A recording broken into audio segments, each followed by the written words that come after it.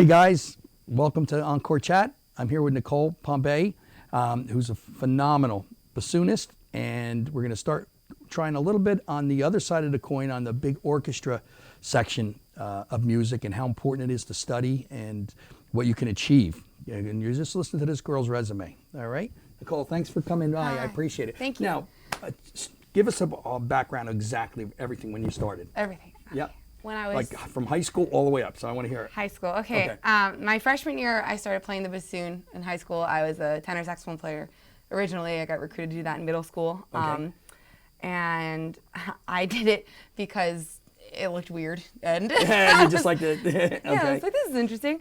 And lo and behold, then I went to college for it. I majored at the University of Massachusetts Amherst with a music education and music performance degree. So I have both of those. And then right afterwards, I auditioned for the United States Marine Corps Band, got in, and shipped to boot camp. So now I'm playing bassoon, and I sing a little bit for the band there, and I'm stationed in New Orleans. I was just going to say, you're stationed in New Orleans. Yes. Now, just let people know what you just did this past week. This is pretty impressive, guys. Who you're playing. We had a concert at the St. Louis Cathedral, which is actually the oldest cathedral in America. It's beautiful.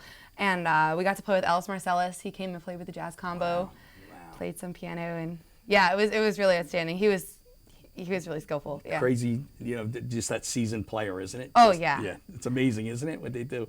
Now, how did you? What sparked you to get excited about playing? Like, was it the high school band? Was there something you saw on TV, or just like what got you into music? In the sax, the whole like what? I mean, I started taking lessons for piano when I was 6. Okay. My mom just kind of threw me into it, and I just kind of grabbed hold of the reins and just went for it. It was something that came really naturally to me. Okay. So I enjoyed it. I also dabbled with flute when I was younger and stuff. I was just really curious about all the instruments. All the instruments, wow. Yeah, Wow. and then I came to high school, and I saw all those amazing seniors that were so good and even better than little freshman Nicole. Yeah, and I just wanted to check it out and try to get as good as them. And you can, that's awesome. Now, Nicole, how important do you feel it is to study, like to learn whatever you might have that interest into? Mm-hmm. Like, what's your take on that? And then there's another question I'm going to ask you afterwards, but go ahead. Oh my gosh, the music educator in me is like, that's what I want to hear. Well, it's important. I want people to realize what it's about. Yeah, music is so essential. For some kids, I student taught at a really urban high school district in Springfield, Massachusetts.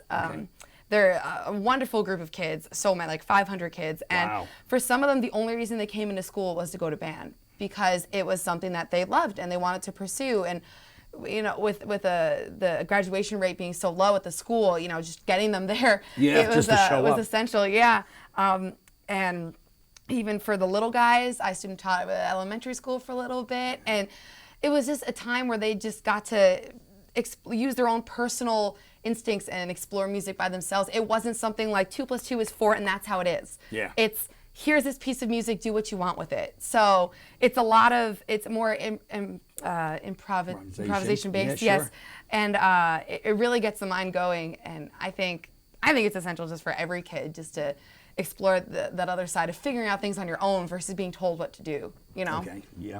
All right. Now, do you think Nicole that in today's world now with the internet and saying, okay, this is how they do it, so I'm just going to copy how they play, like a guitar player more so, I'm thinking the bassoon, but if you don't know what you're doing, you know what I mean? Like, what's your take on that? And pros, cons, everything. I mean, yeah, I think the internet's a really resourceful tool for any beginners of any age. I mean, I use like NAXOS frequently to listen to genuine recordings of things, and Grove's Dictionary online. That's a wonderful source, and so yeah, for research purposes, it's wonderful. I don't like how everything is, let's do this take again, and we'll just mesh these things together, and that's our recording, and this is why we sound so good. I love going back. I have a CD of Leonard Bernstein conducting the New York Phil, and it's live. And you hear mistakes, but that's what makes it beautiful. That's what makes it raw. That's how you get out of the mistakes. That's what makes it great. Exactly. So in that sense, I can't stand it. Right. I think live music and throwing yourself out there. Mistakes, we're human, and that's what makes music beautiful, is that we're human and we're bound to make mistakes. So yeah, it's a natural part. Yeah. So with the internet, then I mean, it's good at one aspect, but I mean, I want people to really realize that you have to, how important it is to learn lessons and to take lessons, how to learn how to play and craft what your instrument. Oh, definitely. Right? I mean, compared to like when you took lessons and you studied, you have a perfect way of studying. In other words, meaning, somebody takes them 2 hours to study, it takes you, you can achieve just as much by studying correctly. Yeah. And is that would you say where a teacher, it's important to come in, or what's your opinion on that? Oh my goodness. Yeah, I could never teach myself how to do things.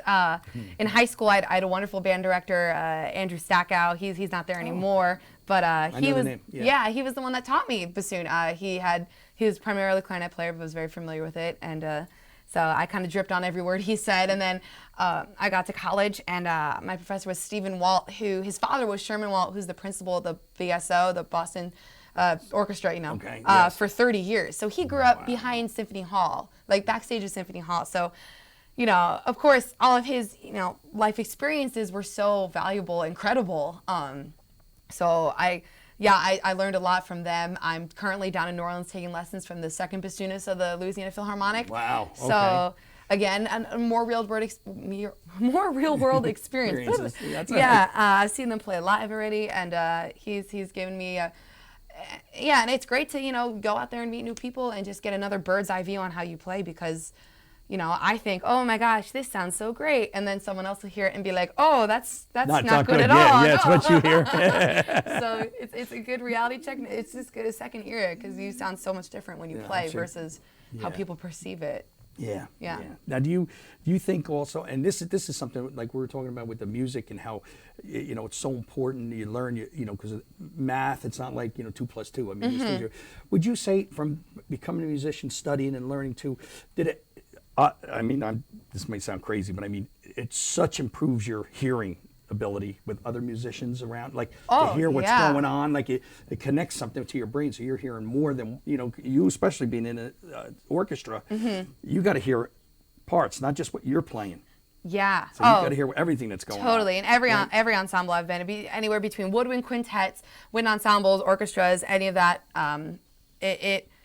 it's just essential. You have to, and sometimes the conductor will be like, hey, bassoons, listen to the cellos, and you're like, oh, got it. But still, you think of where the bassoon sits in the back, and you think where the cellos sit all the way up in the front. Yeah. And, it totally improves my hearing. Your hearing, right? Is that something that you think you developed, or was it something naturally? Do you think that? It definitely, I think of my freshman year in my wind ensemble compared to my senior year in my orchestra. And night and day. Oh yeah. And you hear more stuff going on, right? It's definitely practice makes perfect. So you learn it. Well, Nicole, thanks so much for stopping by. I appreciate it. Such a pleasure to meet you. Yeah. And good luck with everything. And guys, listen, go to the link and check her out, okay? And thanks for stopping by to Encore Chat, and we'll talk to you soon. Thanks for tuning in to Encore Chat. My name is Pete Schmeedhauser, and I own a small music store called Schmeeds Music, which is located in the Pine Plaza Shopping Center in Whippany, New Jersey. I just want to thank you all for watching, and I just want to stress how important it is to learn to play a musical instrument, no matter what it might be, and to really, really better yourself in learning. And I just want to thank you guys and everybody for taking the time to watch our shows, and stay tuned for more videos to come.